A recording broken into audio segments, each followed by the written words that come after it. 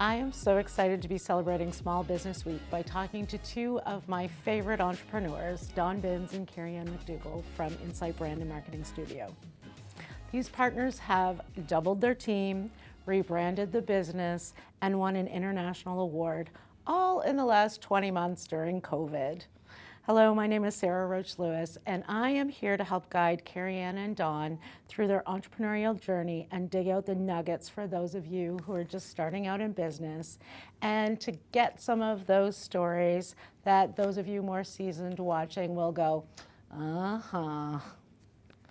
Dawn and Kerry are dear friends and some of my favorite collaborators.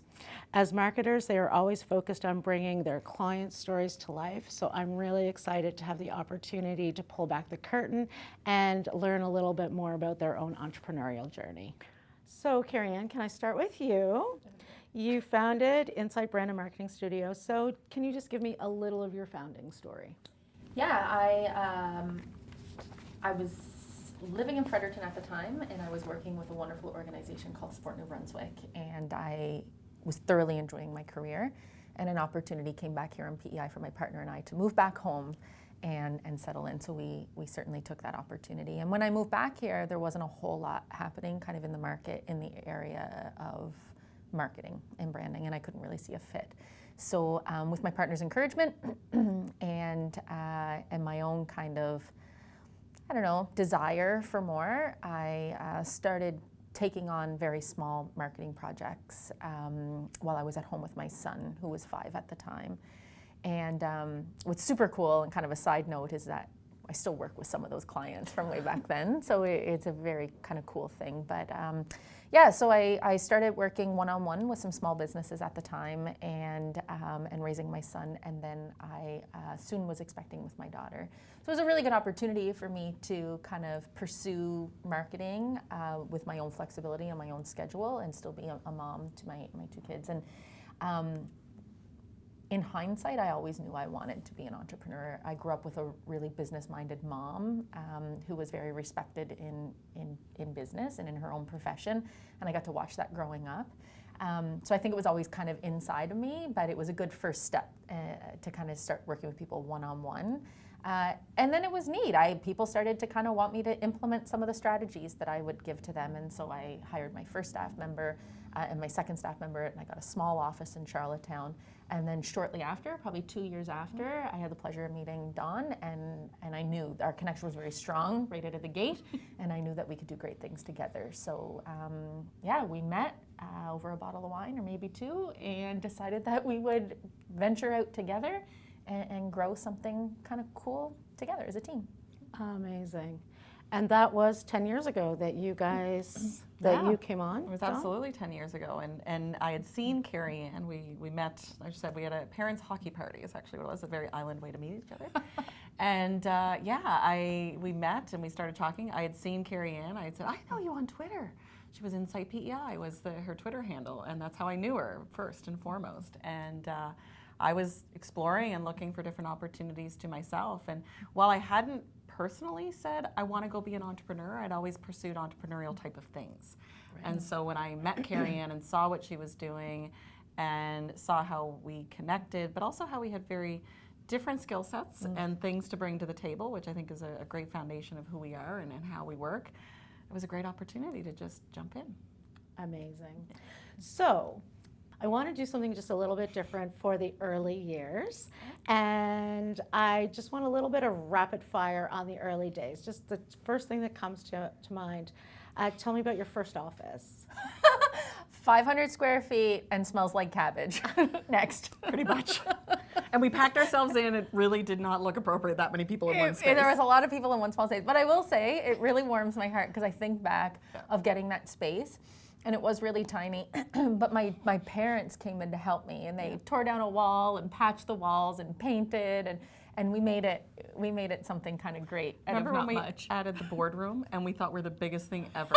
It was so tiny, and we ended up, the office space next to us, which was teeny tiny, 300 square feet, came available, and we ended up taking that on. As a boardroom. I think it was an extra $500 a month, and it was such a big commitment. And we came in and we knocked out the wall and took it over, and my God, we were so proud.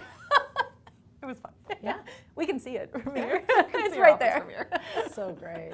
Yeah. What's the book that you kept going back to in those early years? The partnership charter. The E-Myth. Very good. That's our personalities. Right? Craziest never let them see you sweat moment. I have one. It was my first and largest contract that I ever got, and I was invited to go and speak about social media throughout the Atlantic provinces. And this was a really big deal, and I was very, very excited about this and the opportunity to get out and speak to people. And I landed in St. John's, Newfoundland, and I went out for dinner in the evening with a family member. And I got home, and I was supposed to get up the next morning at 7 a.m. to be downstairs for 8 a.m. to give my first in Newfoundland. And I had food poisoning. Ooh. And I had food poisoning. I was up all night. I was calling the front desk and saying, I just need some Advil. And I didn't want to let my client know just how sick I was. Anyway, so I did the whole presentation with a chair at the front of the room, kneeling like one knee on the chair because I didn't quite have the strength. And then, so I did the whole thing. It was like 8 to 4. Did the whole thing and then got in the car and had to drive like 5 hours to the next location. I slept in the back of the minivan and then did the thing and 5 hours. I lost 10 pounds on that trip. I was so sick. I remember you messaging me about that one. I felt so bad. It wasn't the most fun I've ever had. No. I think for me, it's been those moments of a little bit of second guessing myself, right? And particularly early on. I moved from a career that I'd been in for a while into something brand new, and it shakes your confidence. Yes. It really does, right? And so, those first times of getting in front of a client and saying, here's what we can do for you, when you haven't really done it yet, to be perfectly honest. And, and so that I think those were the moments that were probably some of the hardest, right? To just, at the very beginning, trust in yourself. Because when you start out, that's the only person you're trusting in. I mean, I had a partner, and I was so happy to have that. She didn't know what she was doing either. I didn't know what I was doing either, right? So in some of those early meetings, you joke, but there's a bit of fake it till you make it, but you're not always feeling it, right? And I think those were, I can't pinpoint a specific one, but that whole, I'm gonna say the whole first year or two, just felt like a constant of that at times. That's very fair. Yeah, so true. Yeah. How about maybe I need to find some work-life balance moment? Oh, you got one. I've got a lot of those. Well, I mean, I think my first kind of red flag for me was going in to actually have my daughter and being like wheeled in for my cesarean and kind of still being on my phone being like, I just have one more thing to send. Was probably one. I've got lots over the years, but that's probably a defining moment for me. 100%. I mean, certainly those times of you might have been at the hockey rink or at the thing, and you're literally sitting there with your computer on your lap. You're there, you're watching my kids participate in speed skating. So I would work, 2-minute race. work, 2-minute race. Luckily, the races are really short. And I would get through a whole weekend of work watching these 2-minute races. And it worked. Amazing. Yeah. What's an early example of going all in? For me, it was jumping in. Yeah. Right? I mean, I met Kerry and, looking at it and going, I literally remember sitting on the futon couch that was in that first office. We were very classy. We were very classy. I actually remember the people who bought it. They carried it across the street in the rain. But I remember we'd had a lot of conversations, and that's a big part, I think, of what made us successful is we didn't just jump in. We had a lot of conversations. And I had to think about it, and Kerry Ann had to think about it. And I remember showing up at her office and sitting down beside her, and I'm like, I want to do this. And it almost felt like a, I don't know, like proposal type of thing. Like it was just like, yeah, we're going to do this. I'm like, I want to do it. And you're like, I do too. And that was, for me, that was the biggest first early go all in on that front. Amazing. Yeah. I would echo that. I think it is one thing, it's funny, I remember I have two kind of defining moments. One was the first time I ever launched a website for Insight. And I remember working so hard on it. I mean, literally like a gentleman who lived in his mom's basement made my first website.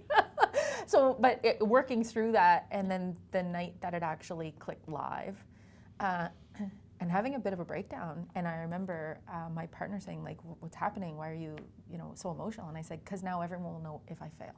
And up until those moments, I think you're still safe. I was just developing strategies one-on-one with people. There's not a whole lot of public risk in that.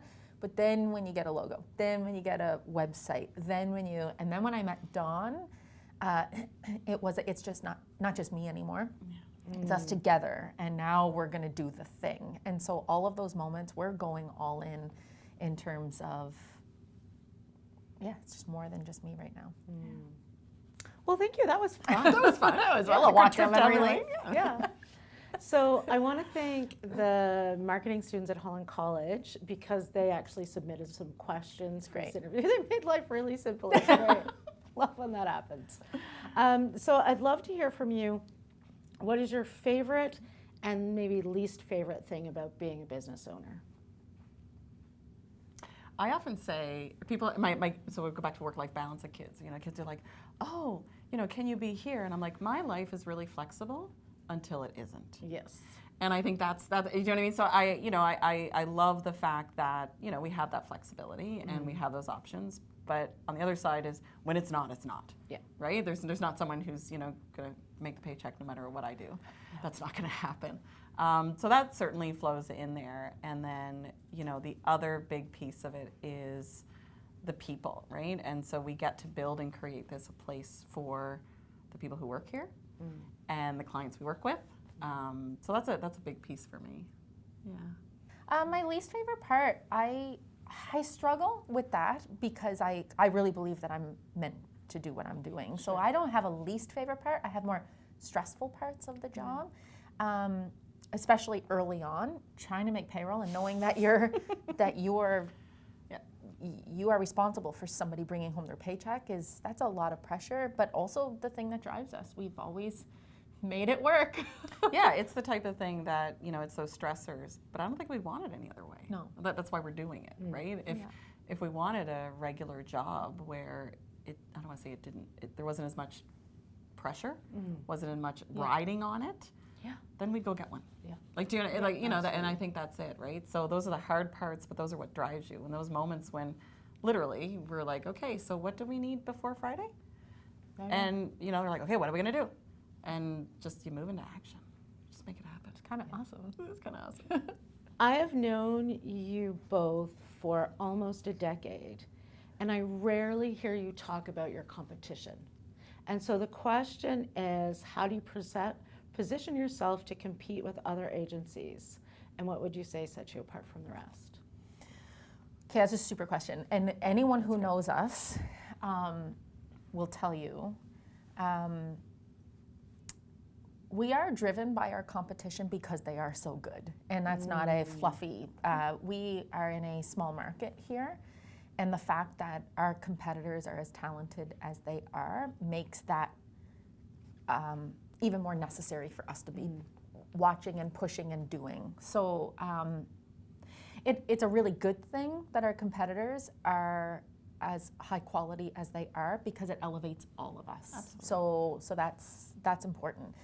You know what I feel really good about? I feel really good about the fact that I can honestly say we've never tried. I think what makes us really unique is we've leaned into the values that are truly us. The way we are with our culture and our staff, the way we are with our clients, the way we work, how we work, the collaboration, there's just a suite of things that I think has earned us a good reputation over the years, and not one of those things are forced. Yeah. So, and I can't say that it's always been that way. I think when you first start a business, you pay really close attention to your competitors and try to be strategic and where you fit. But then the more you kind of get that experience under your belt and the more you kind of lean into who you are and how you are and your confidence builds, you start to realize that the things that make you great and different are the things that you just are. Yeah, no, I'd 100% agree with that. I think it's, and that comes through when we are with our staff and when we're with our clients, right? It's what it feels like to work with us and experience us. And just like any business, we say this to all business owners, you're not going to be for everybody, right? And the people we are for are long-standing clients and people we've worked with for years, and that's actually our favorite, right? Because we build those close relationships. So yeah, it's 100% growing into who you are, being who you are, and everyone, if you can do that, you just feel great and the right people will come to you. Yeah. As a born people pleaser, that was a hard lesson to learn. I found it a little less. But it's very true. Turns out you can't please everyone. Who knew? What do you wish someone had told you at the beginning of your career? I think it's one thing for sure is what we just said, is who you are is enough. I wish someone said that at the beginning of my life. But I mean, who you are is enough, and who you are and how you want to be and what you want to do is good, and just trust that. It's not easy to hear it and even believe it at the time, but I think that's the type of thing is you don't have to be what someone else is, just be what you are and do that. That's one thing I think looking back that is a life lesson and definitely a business lesson to lean into that. It's very true. I wish somebody had have told me it's okay that they can't see what you see. That's okay, and that you just got to keep pushing with what you see and believe. So the moment that you tell somebody that you're going to start a business, you know, there are going to be people who are supporters, and there are going to be people who say, "What? Why don't you go get a real job? Why would you do that when you can go work at an agency? Why would you do that? You have 2 small kids at home. Why would you?" So there's some of that, and then when you continue to push, and I'm going to get an office. Well, you're going to get an office. How are you going to make rent? Now you got to make rent all the time. Now you got, and then it just keeps going and going and going. And I certainly heard it when I was really young, and it shook me because I didn't have the confidence, and I thought, oh my God, maybe they know all the stuff that I don't know. And we still hear it now. Yeah. So we're in a growth phase right now, and we're hearing it all the time. Why are you up there in that office? What are you paying for rent up there? Oh my God, you got how many staff now? Don't you ever just want to scale back and keep it simple? And I know that that's coming from a place of care and concern. Yep. I just wish I had have known earlier on to just trust my own gut, trust my own intuition, my own path. Because it did shake me at certain points over the years, caused me a little bit more anxiety, but not everyone can see what you're building. I love hearing those stories and those reflections. And one of the things that I'm really curious about is the company culture and your workplace that you've been able to develop. How does that change and grow as your company changes and grows? Yeah, I mean, that's a big challenge for any company as they kind of start, right? Because first and foremost, it comes from who you are, which is what we really try to focus in on. So you might have 5 or 6 people, and maybe that's kind of that starting point. So everyone's connected and all this stuff, and so you really are focusing in on that. And so you have to start there and stay there, right? What is it that's important? But as any company grows, it's how do you build out those systems and create those places, and you have to focus on different things at that point when you're up to 15 people, 16 people, 17 people. And what's important for us has been, but stay with the people. What's going to make them thrive? What's going to make them feel really good to come to work? What's going to spark their creativity? What's going to do all those things? But it's a challenge. It's a challenge as you try to figure out how to do that going forward. When I think back, I didn't know it at the time probably, but when I think back, my biggest passion, outside of the actual work, but my bigger passion has always been building a workplace that people want to come to work to every day. I had a really great experience. I worked in Fredericton, and I had a really great experience there. I had a wonderful leader there, and she really cultivated a culture that made me, when I wake up in the morning, I wanted to go to work. And when I moved back here, in hindsight, I think that was my biggest fear about entering the workplace again, was finding a place that I would want to wake up every day and want to go to work. And so with Insight, that's really been a passion of how do you create a culture and a place where people want to come. And I've had a knowing that if we do a good job creating that space, that's marketing also. Those people will tell their families will see that they're happy.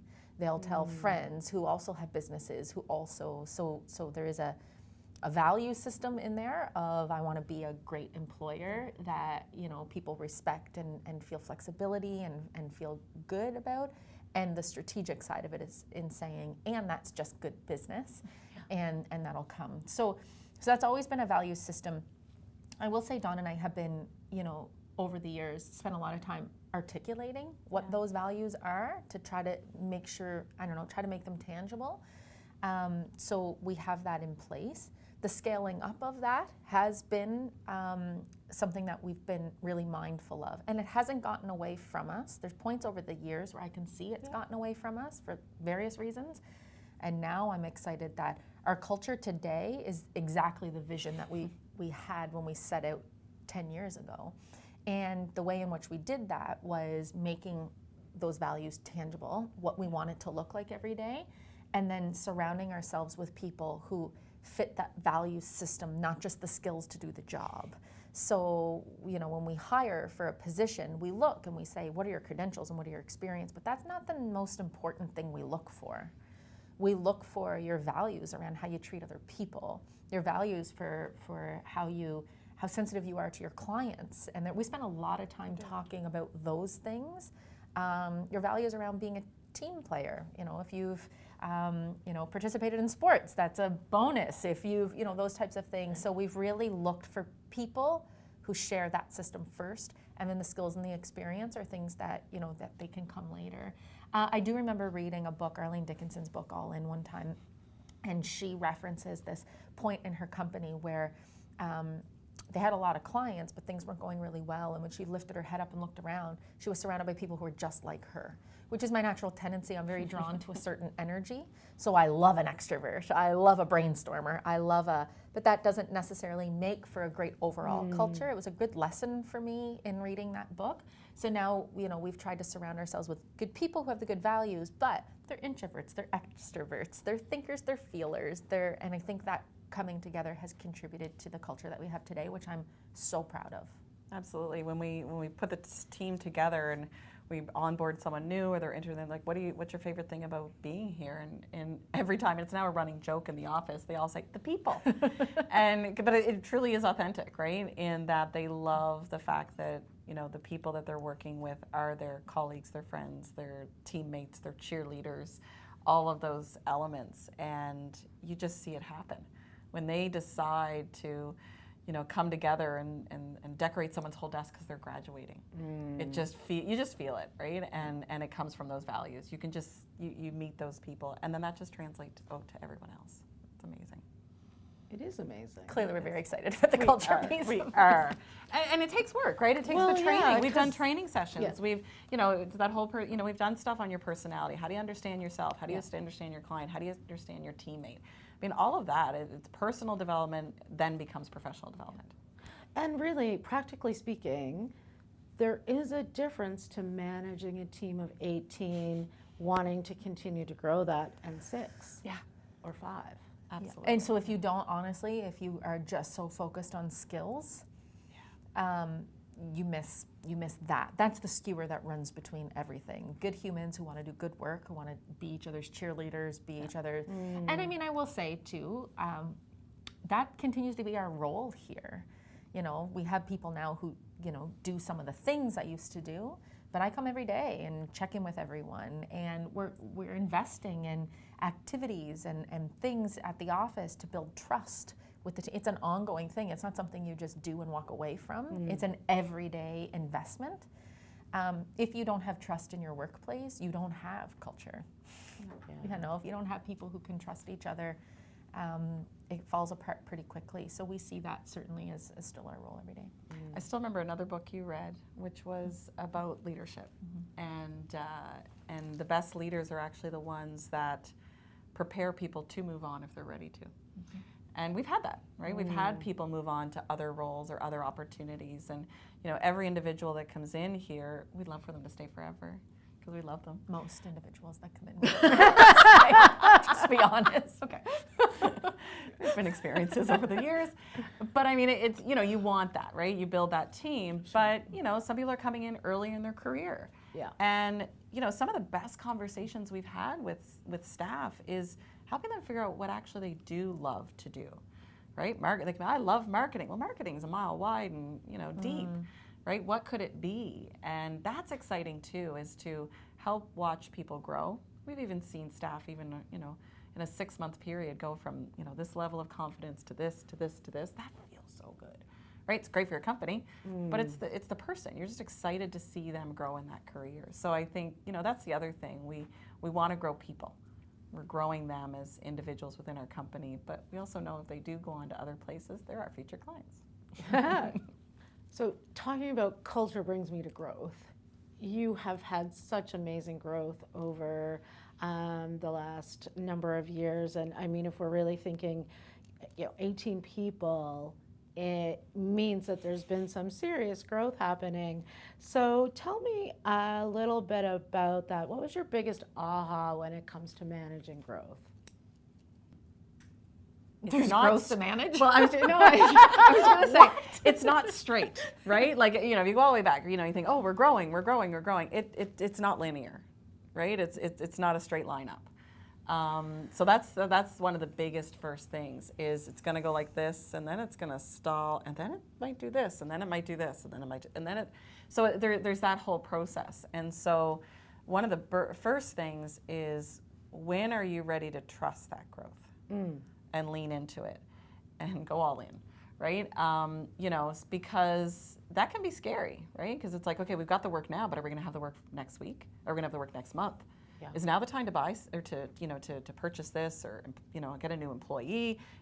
So there's that whole thing, and so that's kind of one of the first things you struggle with and learn is, when are we ready to trust the growth that's going to keep going? And so how did you figure that out? Are we still figuring? I don't know. I actually still don't know that I trust. You want to know the answer? Do you have an answer to that? No, I think the first thing is, you know, you learn over time. Sure. You learn from experiences. Yeah. I think you also, you take the risk and you decide to trust it, and you decide to keep going, and you trust certainly from our experience, that if it does stall or if it does dip again, you know what to do this time, which is dig in, make those things happen. So that's one part of it. I think that's a piece of that growth, and trusting it and leaning into it, and being accepting of it, and pushing forward of it. I don't know. Yeah, I think, you know, I think about this, I really agree. I was not prepared for growth to look like this. Sure. I've never done this before. And I had always just, like, you know, companies have the moment where they get the big order and then they know. Yeah. Or they launch the big thing and it's a hit and then they know. So I think I was always just kind of waiting for that moment where you just know. And that doesn't come. You know, it comes in like, oh, we got a big contract for the next 6 months, and then they want out of the contract, and then you want, so I really am just reflecting on that experience. I also will say too, you know, a big part of my acceptance of where we are and where we're going has come from a lot of work I've done on myself personally, which is trying to come from a place of abundance as opposed from a place of lack, which I do have a tendency to do anyway. So instead of, but what if, or it's not enough, or we don't have enough cushion, or we don't have enough, to lean into it a little differently and say, you know what, we do have enough. There is work. We do have contacts. We do have networks. There are things that we can do and can happen. And we do have a proven track record of making things happen. When COVID hit, it was just as scary for us as it was for any other company. And I mean, I will never forget the feeling of pulling over to the side of the road when it was announced that there was going to be a wage subsidy and sobbing with relief. And I don't think I'm alone in that. But even during that time where it was so scary, you know, our projects had halted and everything had stopped, and you're trying to take care of your clients who are even in worse situations than we are. And we're on the phone until, you know, midnight and later, thinking about what other lines of revenue, what can we be doing right now? What can we do have that in us. So it's reassuring to know, you know, what if? Like, what if that contract ends? What if? Well, what if is that we just do what we always do, and we're resourceful. So true. And I think about when I first met both of you, I was working in the not-for-profit sector, and one of the key differences between those sectors is the speed. So in the not-for-profit sector, you know, come up with an idea, you talk to your board, you write a proposal, the funder says yes, 6 months later they say yes, and the first thing that you do in the project is consult. And so it could be 9 months to 2 years before you get to that original plan. And I remember one time, Kerry Ann, Dawn was away, and so you called me to have a chat, and like, it was like that. I got off, I was dizzy. Like, well, okay, that is such a different world. Like the speed at which you can make decisions and execute on them, I think is extraordinary. And one of the things that does set entrepreneurs apart, and I would also say you guys specifically, in terms of that not letting any grass grow or, you know, moss grow on the rock, as they say. Yeah, I think it's like one of those things where I'm a really action-oriented human, so I'm constantly moving, but it's been 40 years to figure out. Welcome to the club. To figure out what's movement for the sake of movement versus listening to my intuition tell me that this is the right move. Yeah, so smart. And I have a lot of confidence around my action because I can tune into that intuition now. If I'm moving forward in something and I'm a little fuzzy or I'm a little unclear, I need to stop and say, am I moving for the sake of movement, or am I moving because this is actually the right next step? And I'm happy that I have figured that out somewhat. There's an asterisk beside that. Like, I figured that out somewhat over the years. Well, my favorite is over the years, and Kerry and we share this all the time. Kerry and I describe us as, and this is what a partnership is and why it works well. Kerry, we're a train. Kerry Ann is not a train wreck. Okay, just a train. A trainer. No, but and she is that engine, right? She's literally at the front. And I actually found the little video that shows this. And Kerry Ann is the train running, and I'm literally laying tracks in front of her every day. And I love it, right? I wouldn't be where I am, and she wouldn't be. We wouldn't be where we are without each other, and the yin and the yang of that, right? So, you know, Kerry Ann, and she'll say to me, she'll come in, she goes, I've got an idea. And so she's looking for my reaction. And so she'll come in, she's like, and looking at me, and she knows if she gets one or two things, and I go, well, and I start questioning, and we both know, okay, we need to reevaluate. And if I just go, she knows, okay, I'm just figuring out the how. And I can literally tell you the subtle movement of that because it's been so long together, and I trust her with my whole self. But I'll come in and be like, oh my God, I had this idea. What if da-da-da? And she'll go, she's trying to make it happen. Or if she goes, and I don't even know if now I pay attention to it because she's been so explicit about it. But it's that thing, and it's interesting. It's trusting your gut, and Kerry Ann, and that's what I love about Kerry Ann, and it comes from there, and that's where our creative comes from. It's where our energy and all those pieces come from. And me being a slightly different personality, mine comes from information. So when she comes with an idea, I get sparked and excited, and then what I'm doing in my head, and then I go do. I got curious is what I usually say to her. I got curious, and I'm digging into numbers, and I'm digging into information, and I'm digging into all of this. And it's to give us that second gut check, if you will, of, yeah, not only is this a good idea, here's how we're going to do it. And you're right, things move fast. Things move fast in our action, and things change fast.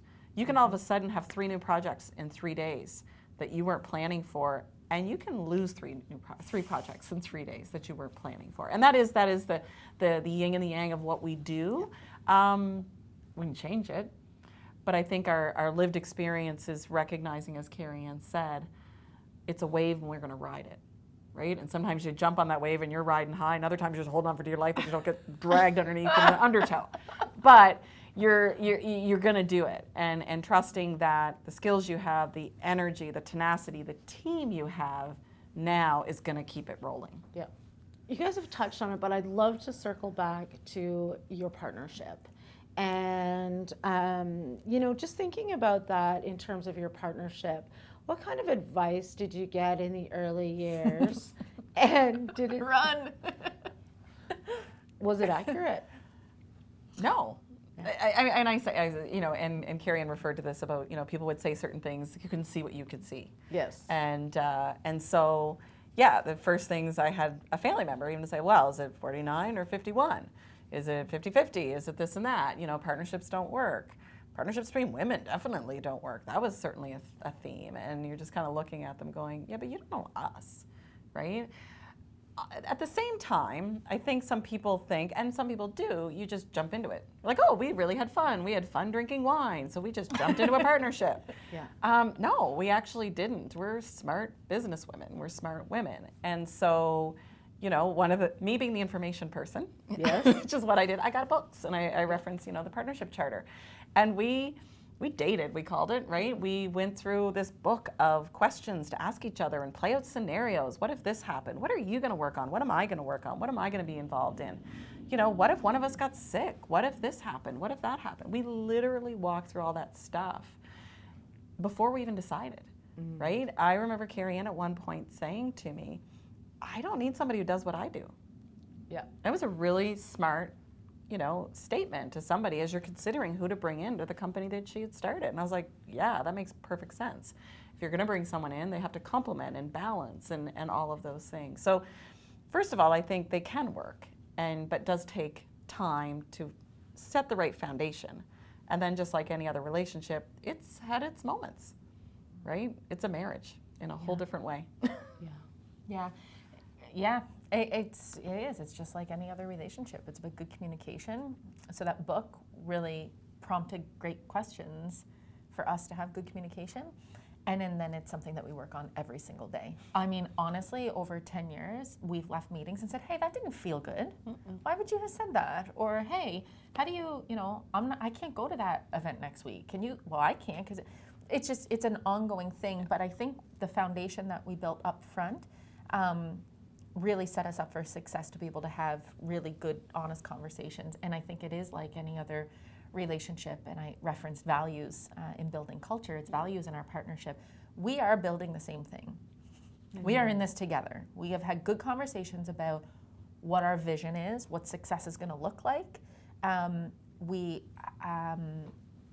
are very mindful that road is going to be full of ups and downs, but when we become in conflict, I never question where she's coming at it from, and she never questions where I'm coming at it from. So I think that's been really helpful. So yeah, to answer your question, you know, there was a lot of skepticism over the years when, you know, you're thinking about, you started a business, now you're going to bring in a partner. Why are you going to do that? What if? And I can just say it goes back to that intuition and listening to that knowing and that gut. The day I met Dawn, I knew that we were meant to do something together. And I think everybody feels that. You've either got a life partner, a lifelong friendship. I think of you and Susan. I think of, you know, when you meet the people who are meant to be in your life, there's a knowing. And that's how I certainly felt. Partnerships can work. Good communication, good trust, and shared vision.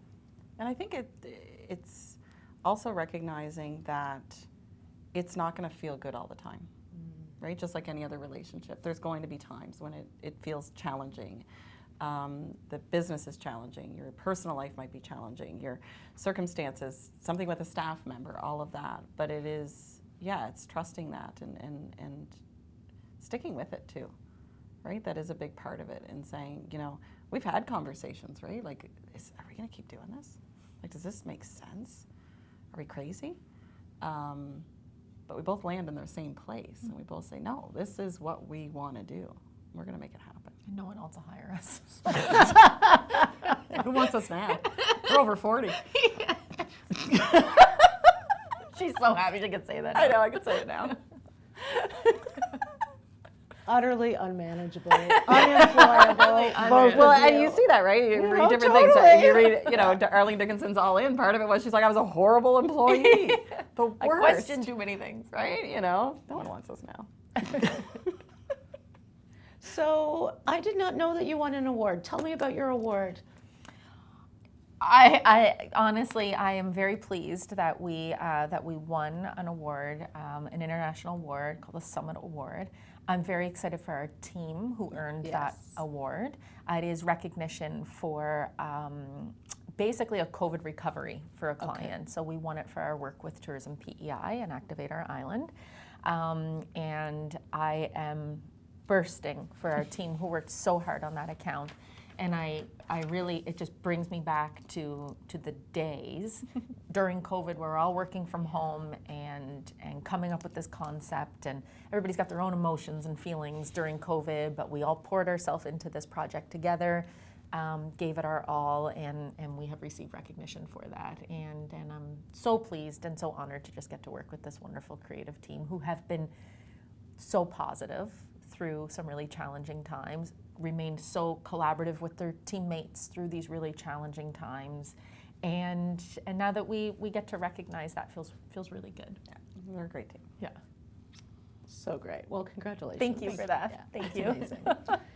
When you think about, you know, the path that you've been on that was not linear, and, you know, all the ups and downs and the bumps along the way, I'd love to hear from you, what's next for Insight? Like, where do you see this in 5 more years or 10 more years when you turn 50?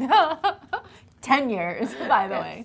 Not 10 I years. get, you know, I don't know that we have, I will say, Dawn and I, since we've become partners, have every January we do visioning, and we've literally got vision boards for years gone by of the next thing we want to do with Insight, and I'm so proud and pleased when I bring them out, old ones, and we've done the thing. So we do tend to achieve the thing when we set our minds to it. I think where we're at right now, and probably for the next little bit, is continuing to manage the growth that we have right now to ensure that we continue to deliver the quality, deliver the service, deliver all of those things that we've come known for.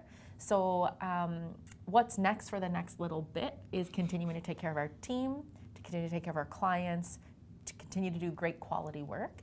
And then after that, I think what I can say for sure, what I know for sure, Oprah, is, and we're not done.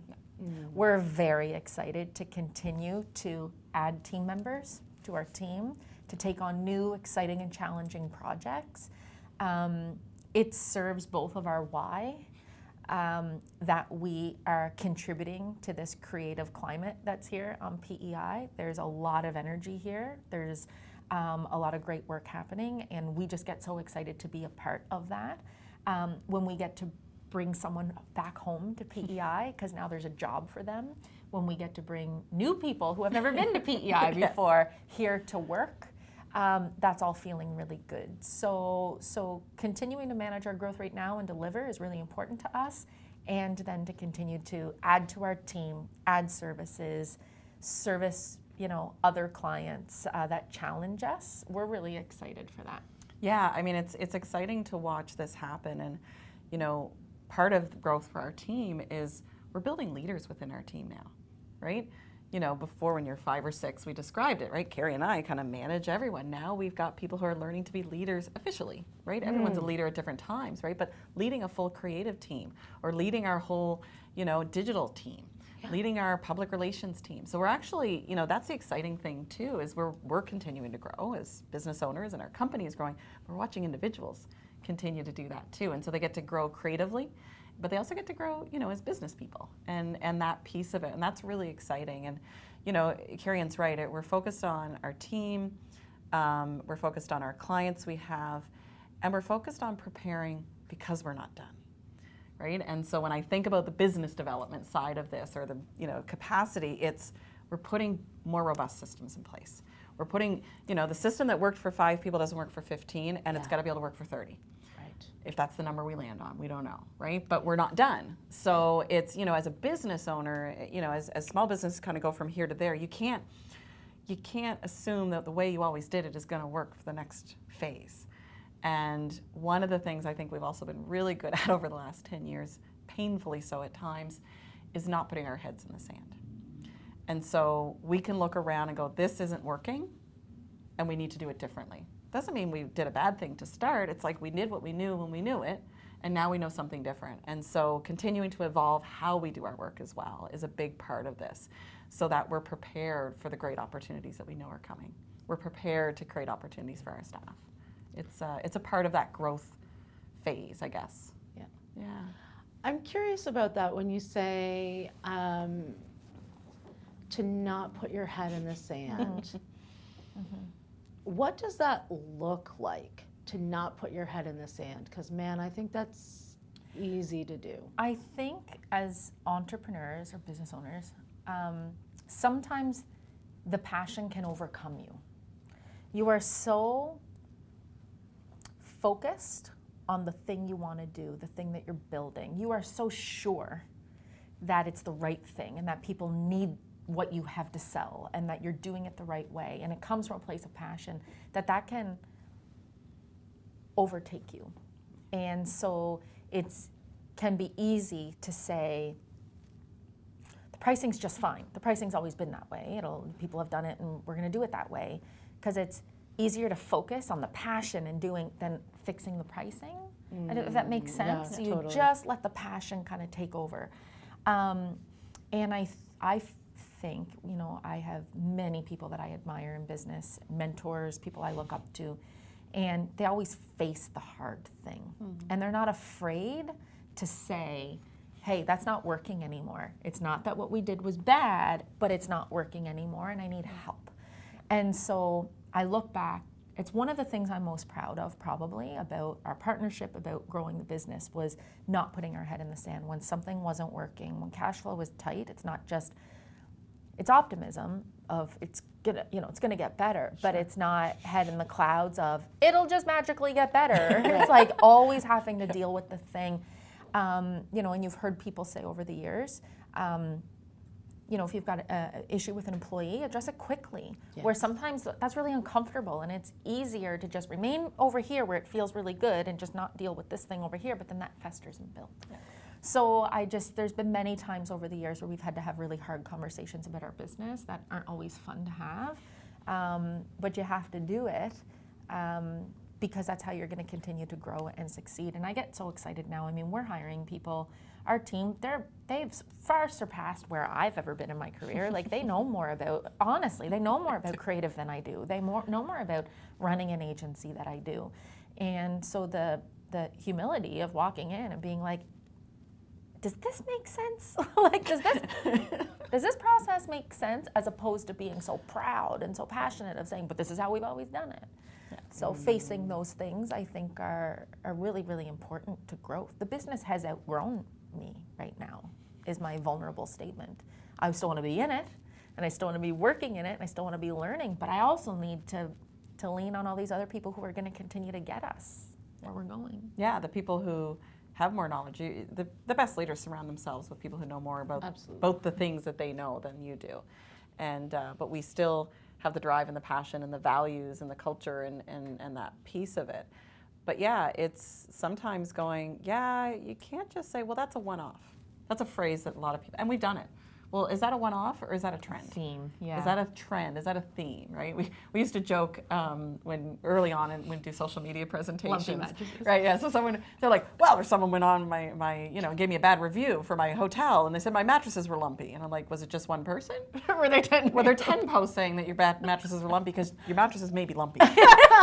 And so it's that thing, right? Like if you have one difficult circumstances, maybe something got missed or a client's upset, and you're like, okay, things happen, and anyone who works in the consulting world knows that. Yeah. But is that a one-off, or are we starting to see that? Our system's not working, or is there something broken for us? And you do need to be able to ask yourself that question, and then act on it, right? And I think we've done it when we take the time to do it, and I think that's what kept us moving. And it's not been fun at times, I can tell you that. Well, it is extraordinary that you have been in business for as long as you have, that you have had a partnership that has sustained despite people telling you not to have a partnership, that you've been able to build this business from, a small one person, a solo, to where you are now with 18 people. What is that advice? And I know you are both humble, and so it is not necessarily easy for you to hear you're extraordinarily successful businesswomen, and people want to hear what your advice is. But what would that advice be to people who are at those varying stages of career where they're just, literally sitting on their own couch typing up their plan, or they're trying to figure out whether or not they make that next hire, or they're like, whoa, cash flow kind of sucks right now, what do I do? Okay, you go ahead. Okay, I'll start, and then you'll think while I talk. Okay, got it. I think, first of all, is trust yourself, right? Trust yourself. Trust yourself in the things that you believe, the things that you know, while at the same time, be humble and learn from others, right? And that's the balance between the two, right? It's like, okay, I can trust that I know this, this, and this, but I don't know everything. And so take as much as you can from other people. Surround yourself with those experts. And make it about people. Make it about relationships, no matter what it is. Even if you're selling a widget, it's still the person, right? And so if you focus on that stuff, focus on those pieces, it will work. But there will be times where it really feels like it won't. There will be times when you feel like you're failing. There will be times when you feel like you didn't do anything right that day, and there's a lot of people weighing on you, but you can keep going. And just 1 foot the next day, 1 foot the next day. And it can work out. It really can. Ooh. I felt that. I feel it too. I guess what I would add to that is simply, you are exactly where you're supposed to be at this very moment. And I think, you know, you learn to, I don't know, I feel more content knowing that. I think back on those early years with crying babies. I remember being like on the couch shoving popsicles and fudgesicles and the kids trying to take a call. And I mean, you know what? And I remember thinking to myself, like, this isn't working. I'm not in it. And I just wish I could go back and say, you are developing all the skills right now that you need in this moment to do the next thing. And I remember getting that first paid gig and going, well, it's good, but it's not. And I remember getting the first speaking thing and going, well, it's good, but it's only. Like, and it's just, you know, I never felt content with that. And it was, but they're not hustling as much as I'm having to hustle. You are exactly where you were meant to be. And if it works out, it's because it was meant to work out. And if it doesn't work out, it's because there was another path for you. And I think that you can really open up your heart, open up your mind, open up everything when you just really accept that this is exactly what it's supposed to look like for you. And my final thing would be something my mom always said to me, which is, and you are the company you keep. So if you're not sure where you're at right now, lift your head up and look who's around you. That will tell you everything about where you are. So I am so grateful that my best friends are women in business, are men in business. They are just business leaders, and they are positive, and they are optimistic, and they are truthful, and they know the real me, and they can see. And I really protect that circle, and that's really led me to a lot of great places over the years too. That's great. Thank you. What a great way to wrap up. That was amazing advice. Dawn and Kerry Ann, thank you for letting me come and hang out in your beautiful office and be so honest and authentic about your journey. Thank you so much.